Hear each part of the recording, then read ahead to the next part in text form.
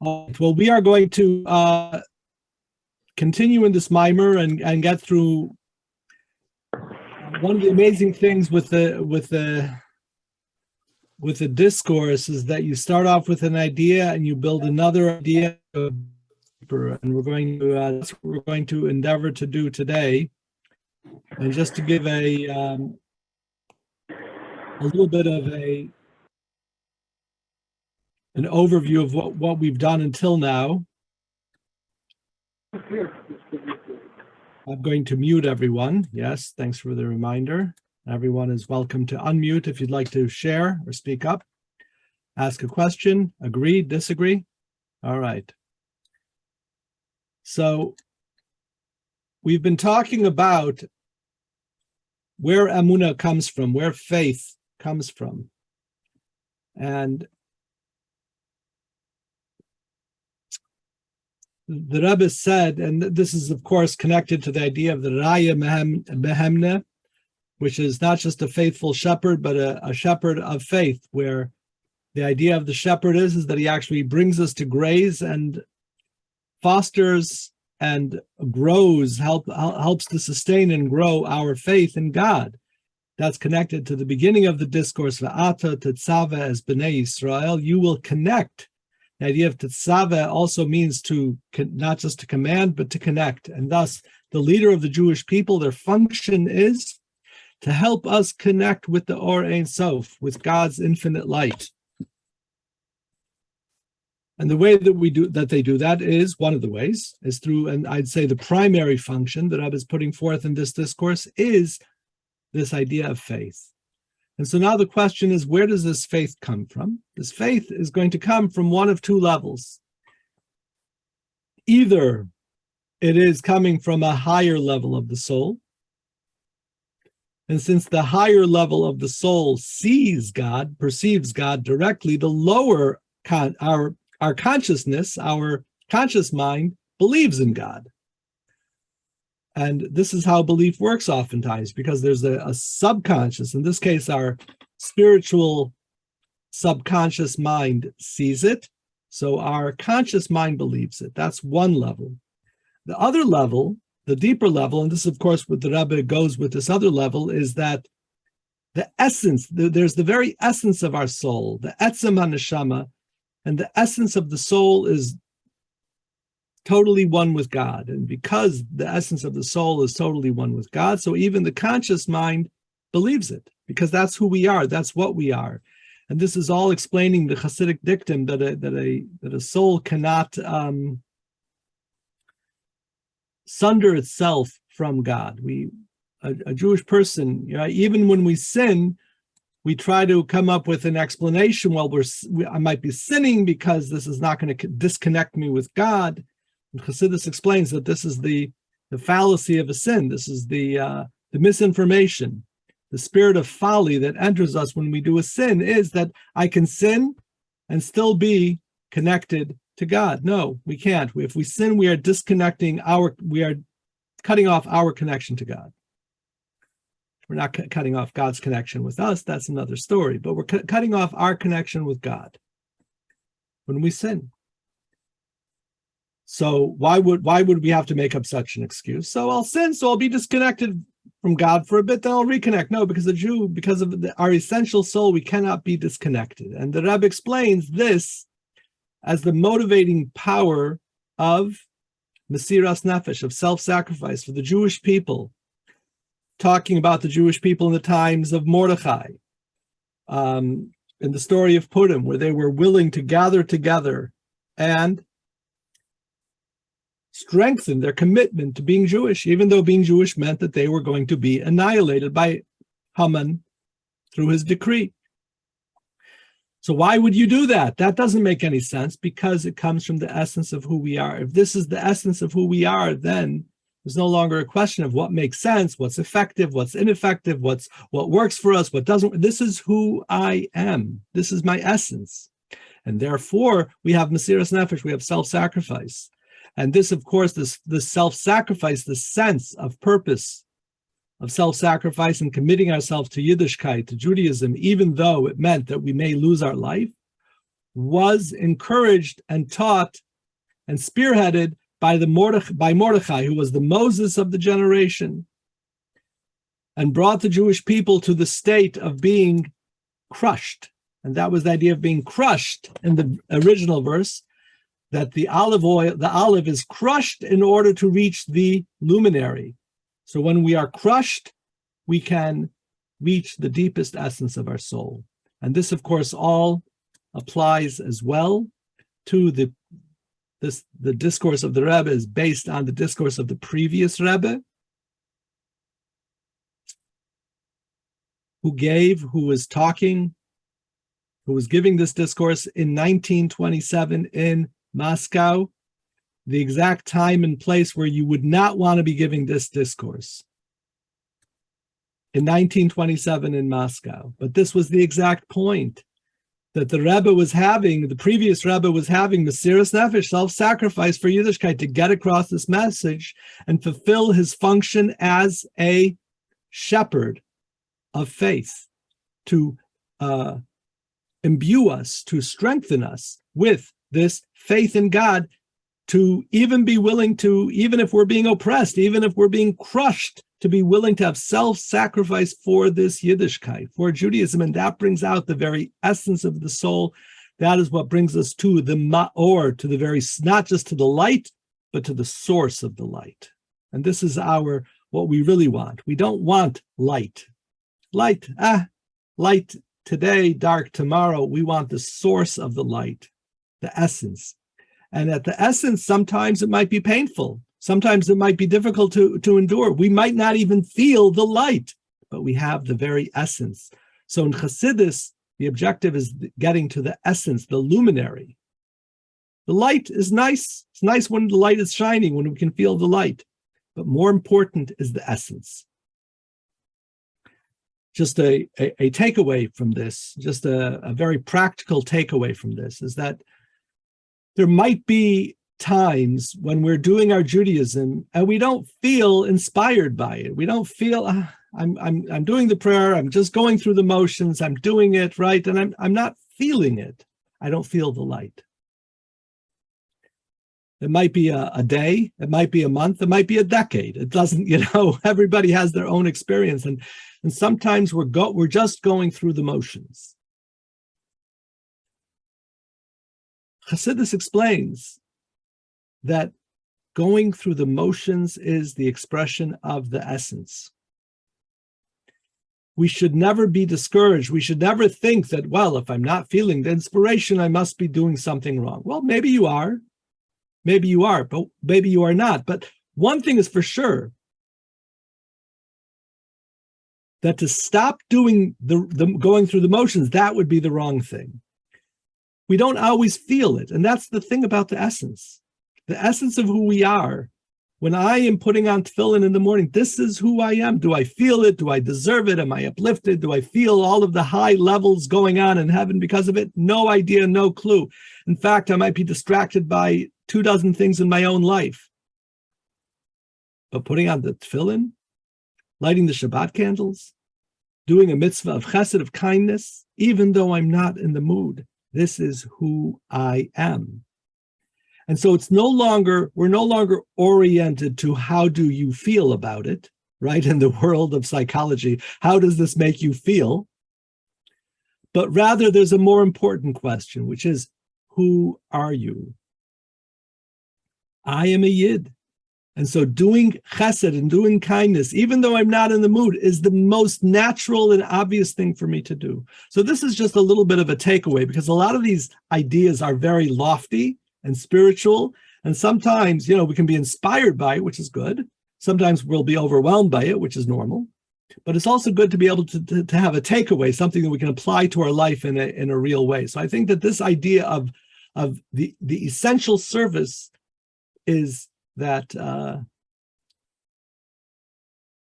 it's not even a question about how you feel. Feeling is associated Hasidically in Hasidic ideology with the light, with the illumination. The essence of who I am, what I do, is what I do, and that's connected with the luminary. But getting back to the mimer, the Rebbe said and expressed the whole idea that for the generations of self-sacrifice, they were being crushed by the oppression, and that was that commitment to Yiddishkeit in the midst of all of that brought them to the luminary, to the expression of the very essence of their soul. But then the Rebbe continues on to say that, and this was the shift that we made last week in the discourse, that there is, what about a time when when we're not being called on to give up our life for Judaism, right? There were, for larger chunks of Jewish history, we were called on to give up our life for Judaism. We, thank God, only read stories about it, stories about it, right? We're very fortunate. So one second, so we can't reach the luminary. So the Rebbe is now going to explain that in our generation, there's another idea. We started touching upon this last week. And we'll pull up the mimer here.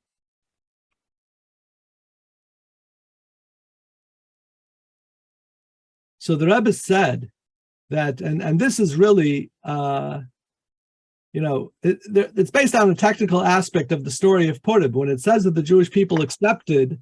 Rabbi, can you make the print larger a little bit? I sure can.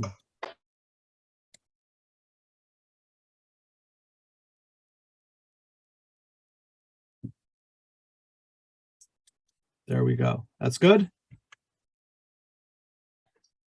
Yes. It's maybe too good. Too good, huh? True. Okay. So I don't want to get into the technicality of it, but the point is that Rebbe explains that there's even a higher level of reaching this level of being crushed, and you know where that is. Before we get to the higher level, first we're going to get to another level. Later, the Rebbe is going to explain that it's actually a higher level. Okay. And this is the point, and we started this last week, but it's really it's a subtle idea and worthwhile to continue on this as well. And it's very interesting because here the Rebbe is now going to move on to the idea of another dimension of being crushed, right? There's another dimension to the phrase crushed for the light. Even when the Jews are living in a state of prosperity, both in material and spiritual, even in the spiritual sense, okay? Like today, right? We Baruch Hashem, nobody is oppressing us. Not only is nobody oppressing us, we're able to join on a Zoom and study Chassidus of the Rebbe with people in Illinois and Minnesota and Florida and California, all over the world, right? Beautiful, amazing, and be inspired, right? What a great time to live in. Is today a great time to live in? Let me ask you. Is it great to be a Jew today? Unbelievable. You would be hard-pressed to find a better time, notwithstanding all of the media hype and people always trying to make things so much worse than it is. This is the best time to be a Jew, even more than so much of the time of the First Temple period, and certainly the Second Temple period. Now is an amazing time to be a Jew. We're just missing one thing.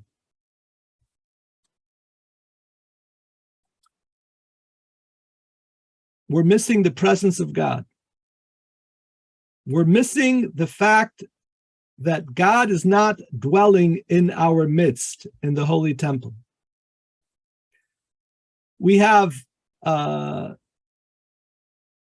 Torah, we have the many wonderful things, many aspects of God, of godliness, but God himself is not with us in a direct sense, living with us in the temple, and that is how it's supposed to be.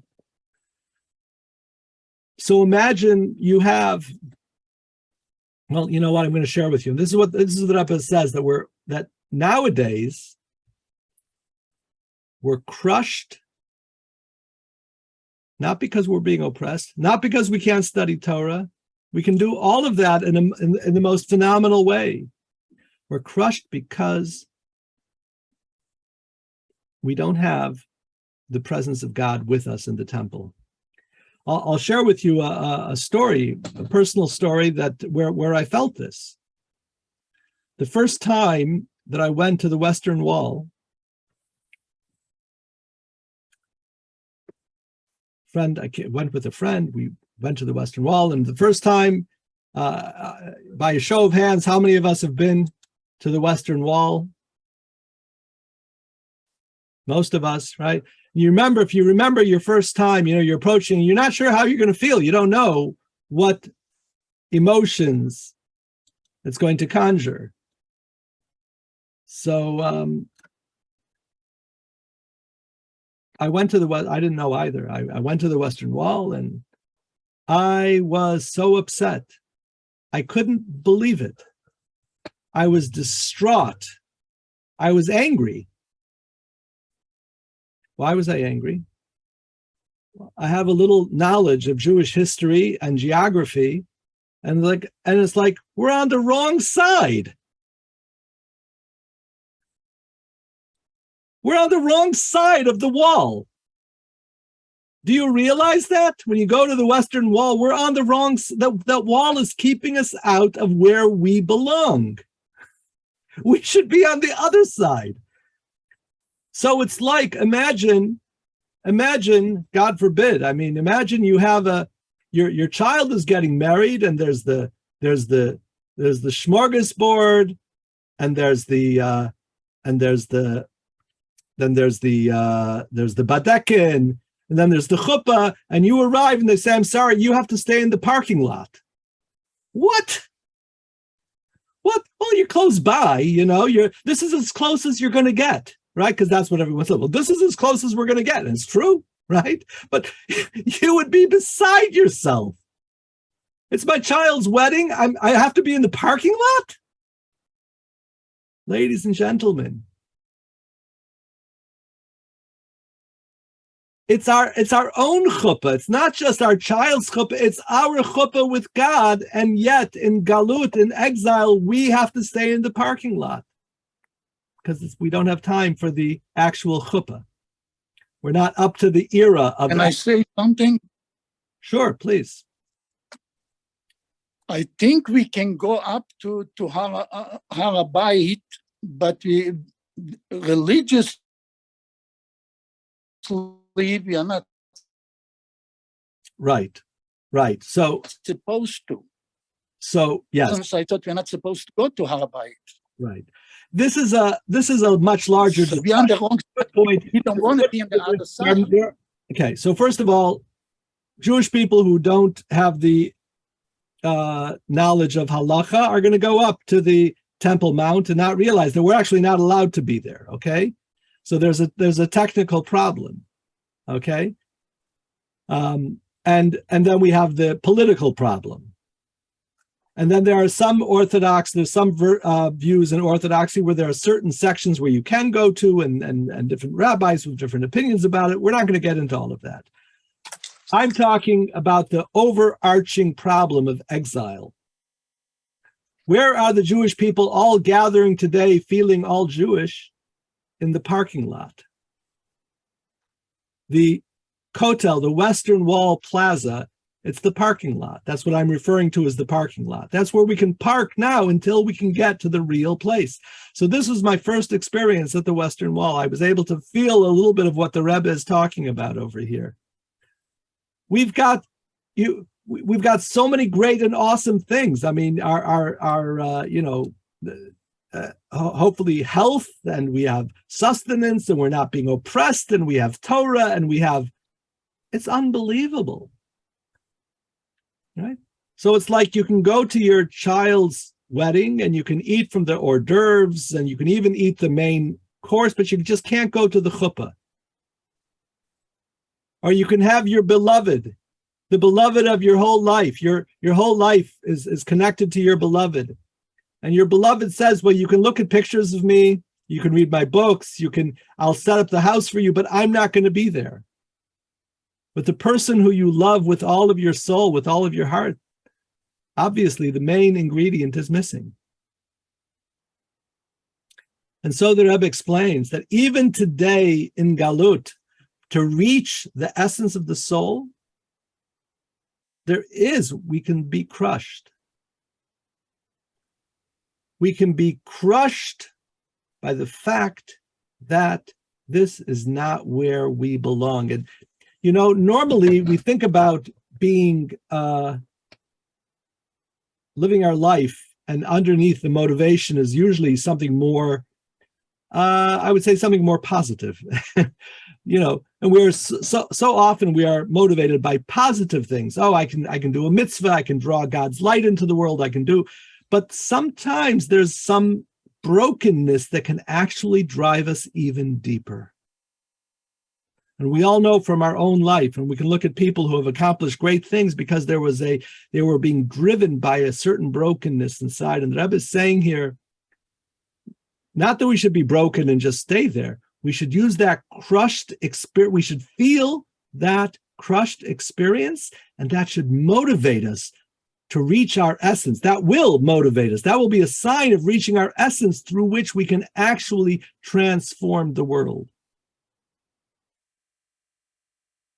And so, in the first part of the mimer, we were developing the idea that people gave up their lives for Yiddishkeit, and through that, or the willingness to do that, allowed them to reach the essence of their soul. And the Rebbe says, now we are willing to feel crushed, even though we have everything we need, except for the most important thing, the presence of God in the temple with the Jewish people, Mashiach. This should break us to the very core of our soul. Rabbi, Yes. The parking lot has a greater revelation of godliness than any other place on earth. So it's nothing, obviously it's not the ultimate, but there's a great deal to be said about that parking lot. Right. I first of all, I should make, thank you for that, David.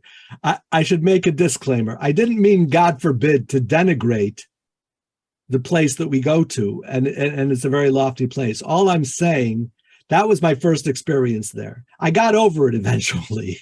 Eventually I was able to go and feel great at the Kotel, praying at the place closest that we could go. And to do Birkat Kohanim there was an amazing, uplifting experience. So I don't mean to, no, we shouldn't. I'm just using it as to understand that sometimes we can have something so holy, but we have to realize, and this is the point of the mimer, is being crushed to reach the luminary. So there is going to be an element of discomfort here, right? This mimer, unlike so many other discourses and so many other Hasidic ideas, so often we're looking at ideas that are so inspirational. This is an uncomfortable idea. Well, obviously, because we're talking about being crushed in order to reach the luminary. If you're not going to crush the olive, you're not going to reach the ma'or, the source of the light, the essence. To reach the essence of who we are. And this is, in life in general, if we don't leave our comfort zone, we're never going to fulfill our real life potential. We have to do that which is uncomfortable. And here the Rabbi is saying, here's a very uncomfortable idea, that life is not okay.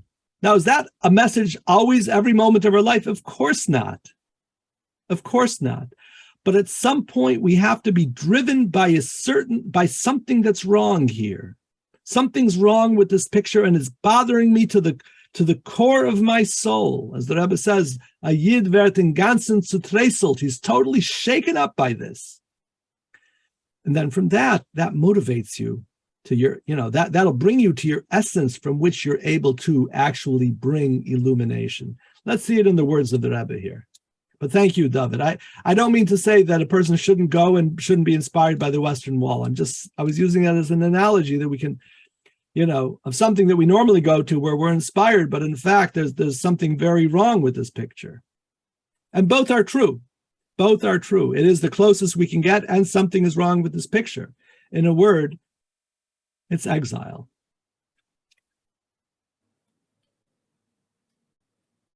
So the very fact that Jews are in exile is sufficient to bring them to the state where they feel crushed And through this crushed state, they reach the light. And to explain this, the very fact that a Jew is in exile, even though he's blessed with material and spiritual prosperity, makes him feel broken and crushed. For the true desire of every Jew is that there be a revelation of godliness. See, this is, I think, the key thing to focus on.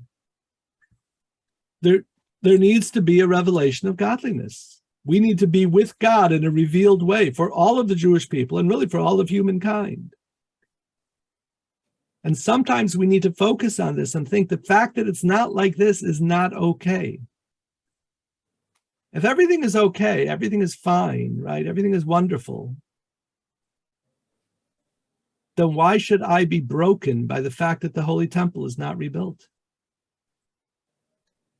No. And of course, this is all very relevant as we're leading up to the 9th of Av, and the Rebbe is going to bring this point very soon. Indeed, this desire for the revelation of godliness affects the very essence of his being. Therefore, the fact that in the time of exile, godliness is not revealed to the same extent as in the time of the Holy Temple jolts every fiber of his being. Is in ganzen zerträselt. He is crushed. And this is particularly true when one considers what our sages said, that whoever did not merit to have the Beit HaMikdash built in his time should consider it as if it was destroyed in his time. So the Beit HaMikdash, as of right now, we didn't get the text message, so we know right now the Mashiach has not yet come. So that means the Holy Temple was just now destroyed. So how would we feel if the Beit HaMikdash was just now destroyed? We'd be totally broken. Well, that's how we should feel.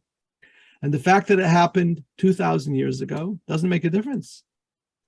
And this is the internal spiritual state of being crushed that the Rebbe is leading us to here, is sharing with us this deep idea of who we are. It's an interesting thing because, again, most of the time we like uplifting, inspirational messages. This is inspirational and it is uplifting, but it's not a feel-good idea. This is not a feel-good idea. This is a feel-bad idea. This is clearly, that's what the mimer is saying. No, don't feel good. Feel bad. Feel crushed. Not to stay in that state, but to reach this state, to reach the essence of your soul. And when that brokenness, and I think the life of the Rebbe was very much driven by this brokenness, the sensing of the brokenness of his own self, because God is not revealed in the world, and the brokenness of everything around in the Jewish world, right? This is what drove the Rebbe to be the man who he was. So do you understand what I'm saying? I mean, it's not a normal message today. Today we always like feel good messages, right? If we go on to Facebook and tell everybody feel bad, feel very, very bad, no one wants to hear that. That's not so much the point. That's not the point. The point is, what is our true essence? Our true essence is to be with God in a revealed state. That's who we really are. And sometimes we have to sit and think, if we're not with God in a revealed way, with the Holy Temple, with the Beit HaMikdash, that needs to bother me. I don't know any better message for Tisha B'Av than this message. Because sometimes after 2,000 years of Tisha B'Av, we can feel maybe a little less sad. The Rebbe says, no, our whole essence is bothered by this, because our whole essence is affected by this. We're going to skip the next two paragraphs and continue on. And when a Jew, and these feelings are inherent to all Jews, does not perceive the revelation of the essence, the Or Ein Sof, is broken and crushed. And this is, we're going to skip the rest of the paragraph. So this is the Rebbe the Tzemach Tzedek would share a statement that the Alter Rebbe, Rabbi Shneur Zalman, the founder of Chabad, this is going back to the mid-1700s, late 1700s, the Tzemach Tzedek, his grandson and successor of his son, they'd hear the Alter Rebbe say the following when he would be in a state of cleaving with God. What would he be saying? I do not want anything. This is what the Alter Rebbe, Rabbi Shneur Zalman, would be saying. I don't want your Gan Eden. I don't want your world to come. I want nothing else. I want nothing else but you yourself. You'd say this in the Yiddish. I only want you, dich allein. I only want you, God. Now, in this world, we can have many blessings, much inspiration, Torah study, mitzvot, so many wonderful things. We're only missing one thing: God himself. This is what the Rebbe is saying. Moreover, this desire is so powerful that when such a revelation does not shine forth, and how much more so in the time of exile when we're lacking even the revelation that existed in the time of the Beit HaMikdash, the person is crushed. So the Rebbe is trying to bring us, we pray for the rebuilding of the Holy Temple. How much does it bother us? We say in the prayers, God, you should rebuild Jerusalem, and the Rebbe is going to now bring the prayer that we say in every single Shemona Esrei. What do we say? May our eyes behold. Here, I'll share the mimer again. I'll go back to the mimer. May our eyes behold your return to Zion in mercy. V'techezena einenu b'shuvcha l'Zion b'rachamim. That is, that there be a revelation of godliness and indeed a revelation of God's essence. So if you said that prayer today, I did. So on a scale of 1 to 10, did you feel it really strong? I'm not going to ask anybody to answer that. I know my own answer wouldn't reflect very well. But we need to take this seriously. And we're celebrating Tisha B'Av, the day of the destruction of the temple. If it doesn't really, really, really bother us, then something is wrong with the way that we understand this. Now, it's hard. It's hard because life is good. Not only is life good materially, and that nobody's trying to kill all the Jews today. We don't know about tomorrow, but nobody's trying to kill all the Jews today. It's very hard to engender this feeling. But the Rebbe says that is the purpose of the Raya Mehemna, the shepherd of faith, to bring us to this feeling, to understand that Golus is not good enough.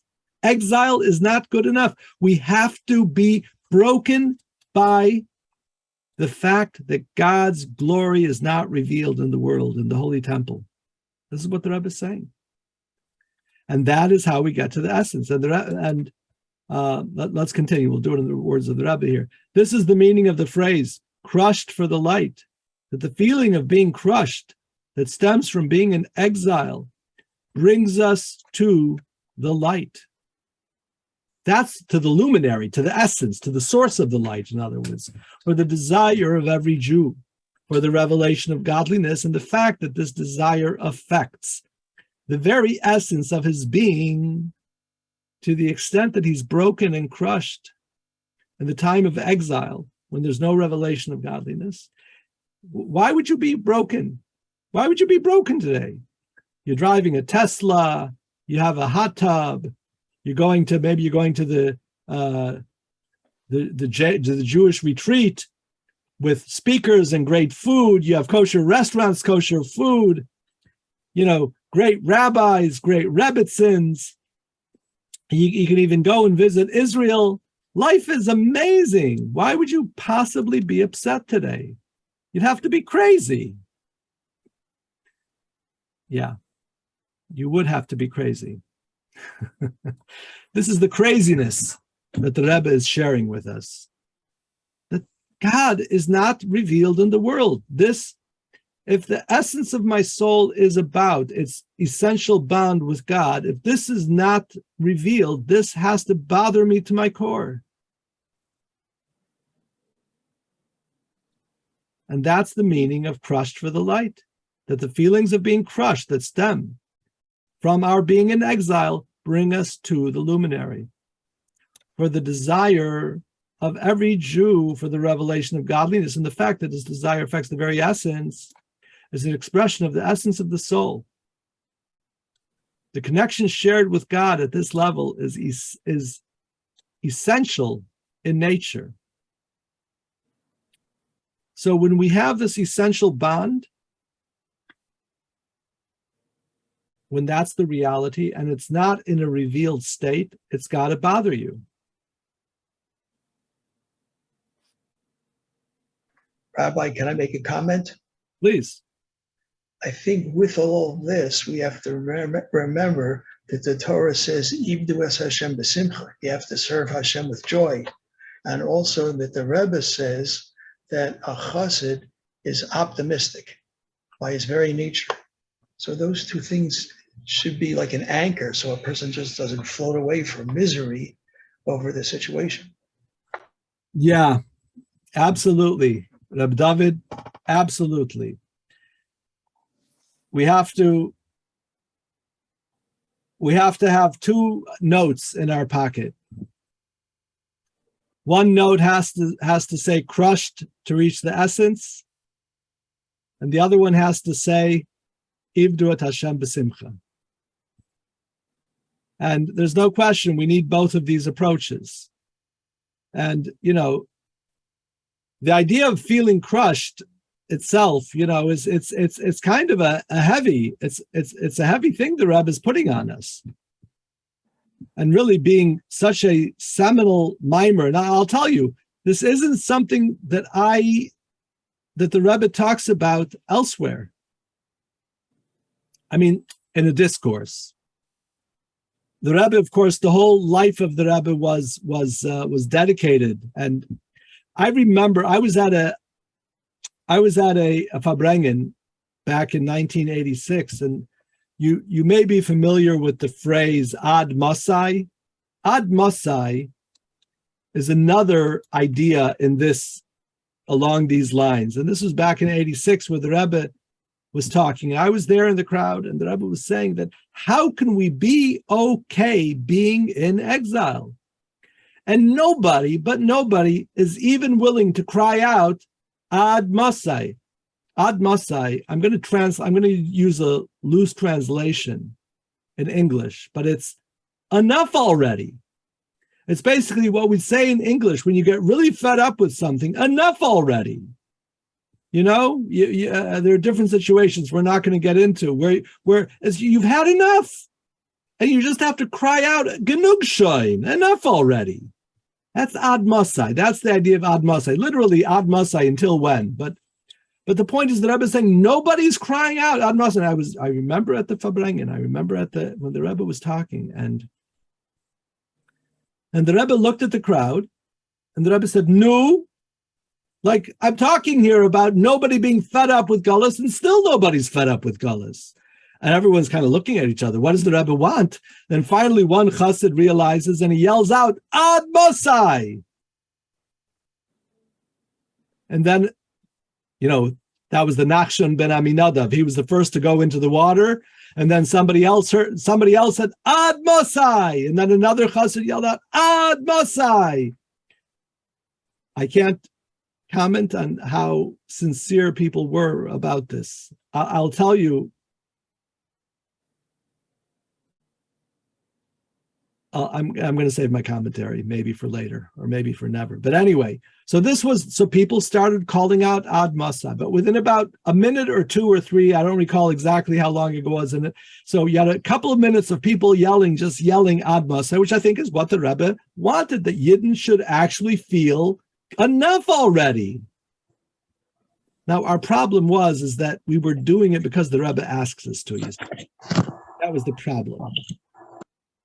The Rebbe didn't want us to say enough already because the Rebbe is telling us enough already. The Rebbe wants us to feel enough already with this stinking exile. Why? Don't you know that Bamba is on sale at the kosher market? But that's not what life is about. Don't you know you could get delicious steak and amazing cuts of meat you can get a great class in Chassidus. It's from so many different places, and Talmud, and you could become a great Torah scholar, and you could. But God is not here. God is not here. God, the main thing is missing, the Beit HaMikdash, the presence of God. And so everyone was, people were yelling out Ad Matai, which I think that was the idea. But within about 3 minutes, all of a sudden it became a song, which killed it. And all of a sudden, the whole 770 is singing, Ad Masayad, Masayad, Masayad, Masayad, Masayad, Masayad, Masayad, Masayad, which if you think about the meaning of the words, as I translated it to you, enough already, right? It's the wrong tune, isn't it? Enough already, enough already, enough already, enough already. I've had enough, I had enough. I'll sing this little ditty. I'm so happy, are you happy? We're all singing together. Enough already. That's not the tune of enough already. Enough already would have to be with a minor key. Ad matai is until when? Yes. Ad matai literally means until when, but the spirit of the message is enough already. Right.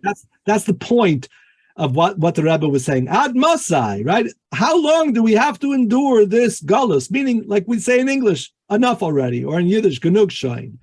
For reasons I'm sure the Rebbe knows, he chose the phraseology of ad masai. But I just to understand what that means, it's really enough already. And it's the wrong tune for enough already. Enough already is it's a broken tune. You understand what I'm saying? That's the message here. Now, is that the only tune we sing? Is that the only tune in our repertoire? Is that the only? No, of course not. But it also has to be in our repertoire. No, Soll schon kommen die Geula is the other tune. But that's a positive one, right? That's Soll schon sein die Geula, Soll schon sein die Geula. That's a happy, optimistic, joyous song, which is also an approach, right? Obviously, these are all proper approaches. I'm not, and the Rebbe isn't saying here that this is the only approach, but this is maybe the underlying approach. And it's, again, the Rebbe is saying it in such a forceful and direct way was just in this discourse, really, where the Rebbe says very clearly that we actually should be crushed by the fact that we don't have the essence of God here in the world. The Rebbe goes on to explain that this feeling is actually even higher than self-sacrifice. The previous Rebbe spoke about the idea of self-sacrifice, right? That we have to have self-sacrifice, and that's how we're going to reach, when we're oppressed, we can reach the essence. And the Rebbe is now saying, well, we don't have to be oppressed. We can be totally crushed by the fact that Mashiach is not here, that God is not here in the world with us in the Beit HaMikdash. And that's how we can feel crushed to get to our essence. The Rebbe says the second approach is actually higher than the first. I'm going to be very honest with you. I don't totally comprehend it, but let's go and read some of the words. Let's do our best. And maybe somebody here will get it better than I do. And I clearly I've read it, I've learned it many times. I still don't get it, but that's okay. So now part 10. It is possible to explain, we'll do a little bit of it to try to get it as best as we can. It's possible to explain that the dimension of the light of the soul, which is revealed when a Jew feels crushed from the fact that he's in exile, reflects a higher level than the dimension of the light of the soul, which is revealed through Mesiras Nefesh. So the Rebbe is now basically saying, he started off, okay, what Mordechai was doing brought out the essence of the soul, crushed to reach the essence. What my father-in-law was doing in Moscow in 1927 was being crushed because we were oppressed and going to be killed, and Mesiras Nefesh, that's going to be crushed to lead us to the very essence of our soul. Then the Rebbe says, guess what? Even today, we can be crushed to reach our essence, but the Rebbe doesn't leave it with that. The Rebbe now says, this level of being crushed to reach our essence is even higher. Let me try to paraphrase it a little bit. I'm going to try to paraphrase the idea. And you're welcome to read it inside part 10, and you could see if what I'm saying is correct. If you have another idea, you can send an email or WhatsApp maybe to the group. Self-sacrifice remains extraordinary act. What is extraordinary? Anybody here can spell extraordinary? Well, here's the trick to spelling extraordinary. It's extraordinary. It's a great word, right? Extraordinary. No, it's not just ordinary, it's extra, meaning beyond. It's beyond ordinary. So giving up your life in the service of God is extraordinary.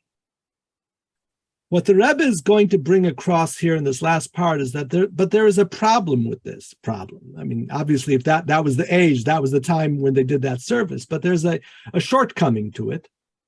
And that is, it does not permeate the ordinary. Extraordinary means it's over, right? It's like super ordinary. It's above, like super being above. But it doesn't permeate your ordinary life. And that's the way of the essence. Oftentimes, the essence can bring us to this essential response.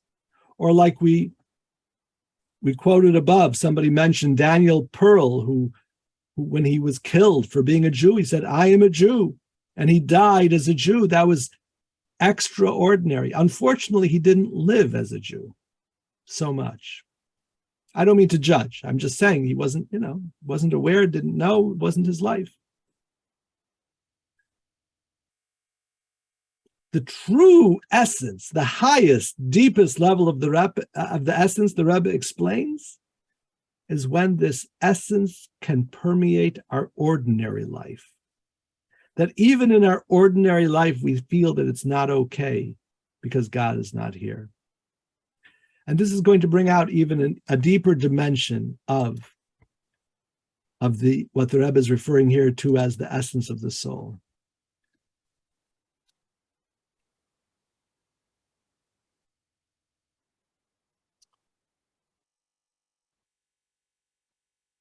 I'm going to go down a little bit. I'm going to go down to the next page. This is what page 13. We see this concept exemplified in the personal examples of several individuals who displayed Mesiras Nefesh continuously for many years when they were living in a country where oppressive decrees conflicted with the observance of the Torah and its mitzvahs. When, however, these same individuals came to a country where they could observe Torah and its mitzvahs amidst bounty, the Mesiras Nefesh, which they previously displayed, does not stand out, obviously, in their present conduct. In other words, the Rebbe is talking about actual people, and the Rebbe would speak about this from time to time. It's kind of interesting. But there were Jews who in Russia were in the forefront of self-sacrifice. I'm not going to let these commies tell me how to live my life, and we're going to do a Yid Zocht Kapor. You're going to tell me I can't? If I'm talking to a Jew about how important it is to do some Judaism, one of the techniques, which I never use, is to say, well, you're not really Jewish. Why would I say that? I wouldn't. But why would somebody say that?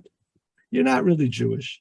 To call out inside of them their truth, that of course I'm really Jewish. I am the truest Jew ever. Ah, really? So how about you act it, right? There's no better way to call out the true Jew than to challenge it. Well, in Soviet Russia, they were challenging it, right, with the Mesiras Nefesh, by saying you couldn't do it, and if you do it, we're going to kill you.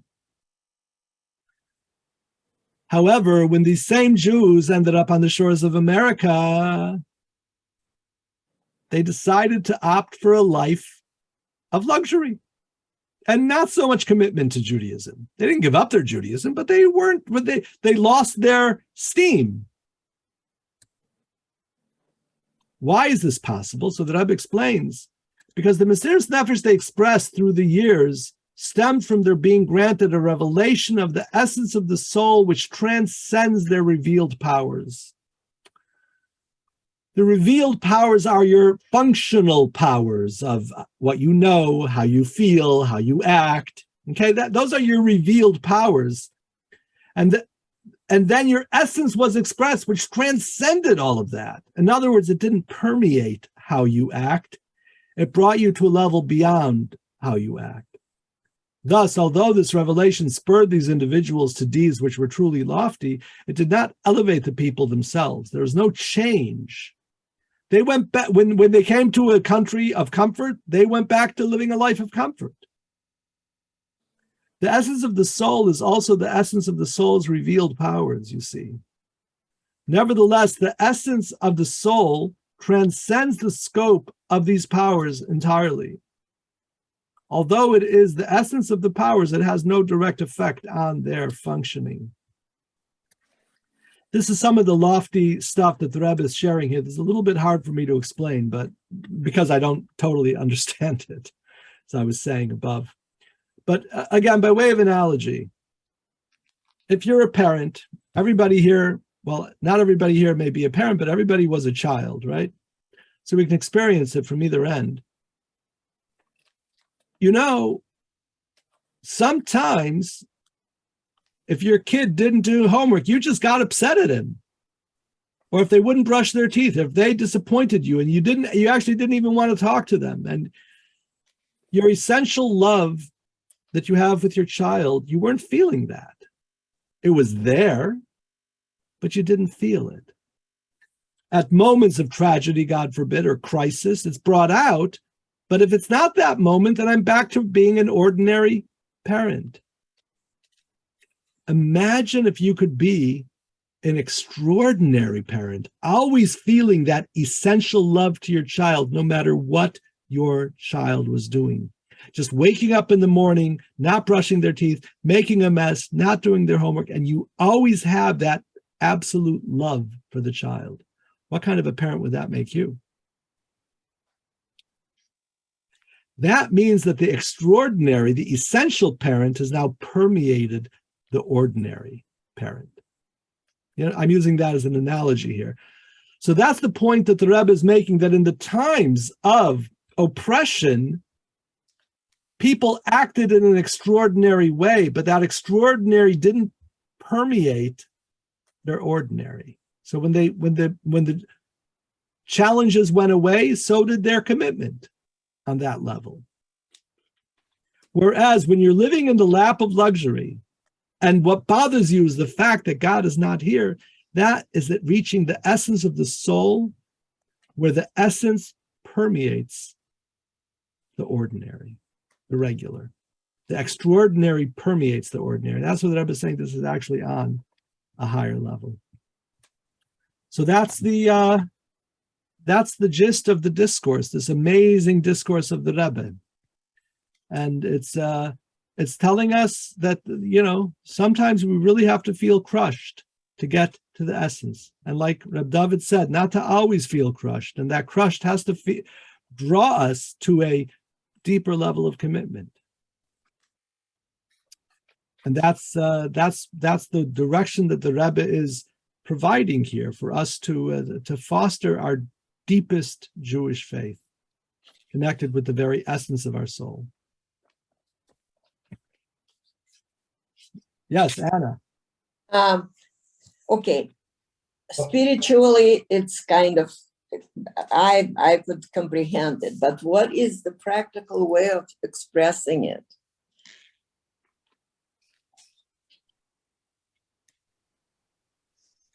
Well, it's really not practical. I mean, just, you know, if you want to go to the next level. What are you going to do? Yeah. Okay. So to sit down for a few minutes and to think about this essential connection and to endeavor to reach something level of being crushed. I can tell you that I have, I haven't done it with this discourse, although I should, and that should really be the next step of what I should do. With many discourses, what I do is I try to take the main idea and I think about it. And I try to make it real to myself. And the first time I do it, I'm making it real to myself. And in a sense, that's a source, it's a kind of a fabrication. I'm fabricating the idea in my mind, meaning it's not totally me yet. But then I do it again until finally the idea really becomes my idea. And the same thing here, to really take this idea and realizing, and what one can definitely connect it with parts of the prayer. As the Rabbi said, the parts of the prayer where we pray for Jerusalem, or we have a whole day committed to that coming up on Sunday, Tisha B'Av. But to really take a few minutes to try to feel this level of feeling totally not okay with exile. That's really what it is. God is not here, not revealed, not with us. I am totally not okay and frustrated and shaken by this. Now, the first time you think about this, it may or may not be genuine. It may not feel genuine. But we do it again, another time, and a third time, and then we actually foster this until it becomes a genuine feeling to us. So I think it really requires meditation, because the Rebbe is talking about a thought process in the mind, getting to this point of feeling absolute discomfort over the fact that we don't have a revelation of God, which is a little bit hard because we never had it. I think I understand this as the example of experiencing or believing or, thinking about, let's see, a matter of Holocaust. I personally did not live through this era, but I understand, and I really have all these deep feelings about everything that happened. But Sure. I have some kind of practical way of changing it to the way, I could talk to people about unfairness or, all kind of difficult expressions of anti-Semitism or this is something that at least I have some tools to deal with. So I will share with you because a lot of people are unaware about the present day Holocaust. And if you think a little bit about the present day Holocaust, it could help you. The present day Holocaust, we're losing more Jews today to assimilation and indifference than we did to the Nazis. And when you think about the Jewish people, I'm not sure what's the latest census of the Jewish people, 16 million Jews?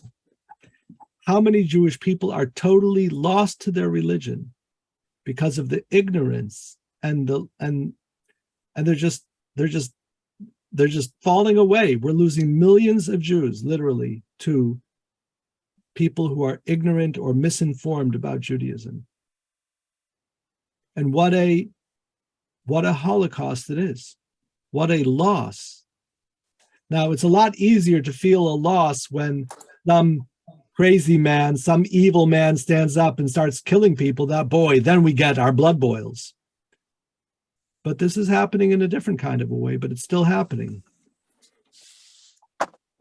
So you see it more like internal way of growing into that level or spirituality, or you believe that if, as many people as possible would come to this level, then something will change, or is it any way to improve the situation, to change? You know what? Did I explain this clearly or not? I think so, yes. Listen, how shall I put this? Many ideas will lead to an immediate call to action. Okay? This is something deeper down beneath the call to action. That we have to be fed up by the situation of Gullus. If I'm fed up by the situation of Gullus, and especially if I think about what I just told you about the spiritual Holocaust, then what's going to stop me from knocking on my neighbor's door to ask him if he put on tefillin today? You understand? It's going to suggest a call to action, but coming from a much deeper place. It's no longer going to be, oh, the Rebbe wants me, I've got to put on tefillin with 100 people. I've got to go and talk to 100 people about Shabbat. No. If I am bothered by this, then I'm automatically going to be driven to go and do something about it. But from a deeper place than shall we say, a more external call to action. So this, I think, is really operating in a deeper arena in our psyche, of being so bothered by the fact that the Beis Hamikdash is not rebuilt. Basically, what the Rebbe is giving us, as Hasidim or people who are inspired by the Rebbe, we were always moved because the Rebbe was inspiring us. What was the source of the inspiration? The Rebbe. In this discourse, the Rebbe is saying, I'm going to give you what inspires me. Imagine that. So you're saying it's a lack of leadership? No, I'm not saying that at all. I'm saying this, Well, this discourse. But who is going to do it? What? The leaders have to start it. It has to come from the leaders. The Rebbe democratized Judaism. That was. You're talking about the past. What about today? Today, Ben, you and I, we can do it. Rabbi Smith, look at, he brought together Jewish people. We can each do what we can do. We are doing our part. We are doing our part. Apparently, it's not enough. I don't feel that I'm doing enough, but if you feel you're doing enough, who am I to judge? I don't know you personally, so you very likely are. And you know what? I'm a little bit, when it comes to putting things onto the shoulders of the Jewish leaders, I think it's more effective for us ourselves in our own life, in our own family, in our own community to lead by example. I've been in many communities where the most inspirational people and the greatest leaders were not at the pulpit. They were people in the synagogue living the life in the most exemplary way. Right. And that's how it should be. But it's not enough. And how do we get into this condition? If we understand through reflection of the past, okay, then we have insight as to what we should not do in the future. What are the lessons learned? Well, the Rebbe here is offering us a point, which is a point that I think maybe everybody here, myself included, maybe hasn't really considered. And that is to develop inside of us a feeling of being totally bothered by the fact that Mashiach is not here, that God is not revealed in the world. To develop that, and that is reaching the essence of our soul, the Etzem HaNeshama. That's what this mimer is about. It's about me, it's about you. It's not about the other people who aren't here. It's about me and you trying to make this real in our life. And Anna was asking, so then what do we do? Well, that's going to be an underlying spirit, an underlying brokenness that should drive us to do what we're supposed to be doing. One of our biggest problems in not doing what we're supposed to be doing and really in reaching out and sharing is that we're lacking the motivation. We're lacking the true inner motivation. And this discourse gives us a key to unlock that inner motivation. Rabbi? Yes. And we're not talking about either somebody coming along and doing miracles or major things. The Rambam says everything is 50-50 and you're just tilting it a little bit. All we have to do is, as we confront each challenge that we have, lean to the good with each one, reach out to do the good. And the little bit of good that each of us does adds up. We may not see or feel the change in one thing, but if we're all leaning a certain way and encouraging each other to lean a certain way, it changes everything for the better. Yes. Absolutely. Rabbi, Rabbi Rice, I must thank you, but I have another appointment. Thank you very much for a great lesson. You're very, Thank you, Rabbi. continue next time. yes. Sei gesund. Be Rabbi very- Rice, yes. I was going to tell one fast Hasidic story. There was a Hasidic Rebbe in the 1800s, and he used to have to buy a new special kinos, the prayer book that we use on Tisha B'Av. He'd have to buy a new one every year, because as soon as Tisha B'Av was over, when the prayer was finished, he would take his and put it in the storehouse inside the shul where they put old holy books, and he'd ditch his kinos in that because he'd be expecting Mashiach that year. The absolute certainty that Mashiach would be coming after this Tisha B'Av. Yeah. Beautiful. Thank you. Yeah.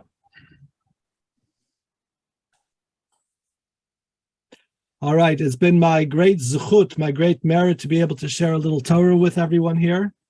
And Thank you. We will see you yet. Thank before- you so much.